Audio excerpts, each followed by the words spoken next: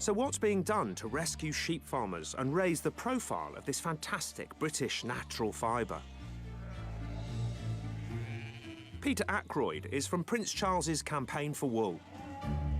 I'm a big fan of wool, but I find it very depressing that the price is so low. Why is that? Wool is a wonderful product, but COVID didn't do it any good. The biggest market for British wool is for the carpet business, is for the interior textile business, and that is very much dependent upon what we call the contract business. Hotels, cruise ships, aeroplanes, casinos, trade fair halls. This has not been happening. So there's been a massive depression of the price, and demand globally is more or less zero. It's such a wonderful natural product, isn't it? Is there hope for it in the future? Yes.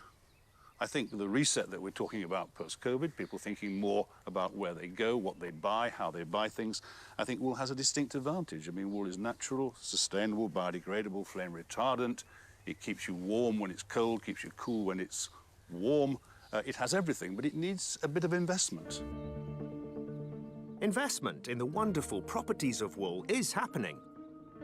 And Peter has brought along a selection of innovative new products to show me. This is insulation. A lot of people have had their takeaways from smart restaurants wrapped in this because it keeps a product cool. It's also used for body parts and organs for transport between hospitals. So it's a very versatile type of insulator. Yes, of course. And that's what it does for the sheep, doesn't it? You know, yeah. It keeps them warm. Absolutely. I mean, would you believe that what looks like a Band-Aid is actually made of wool? That's a plaster. That's a plaster, yes. It was pioneered by a New Zealand guy, and they are biodegradable plasters. And of course, the lanolin, the grease that comes out of wool, is really good for healing the skin, isn't it? It's used in makeup, it's used in medicine. It's a very important byproduct.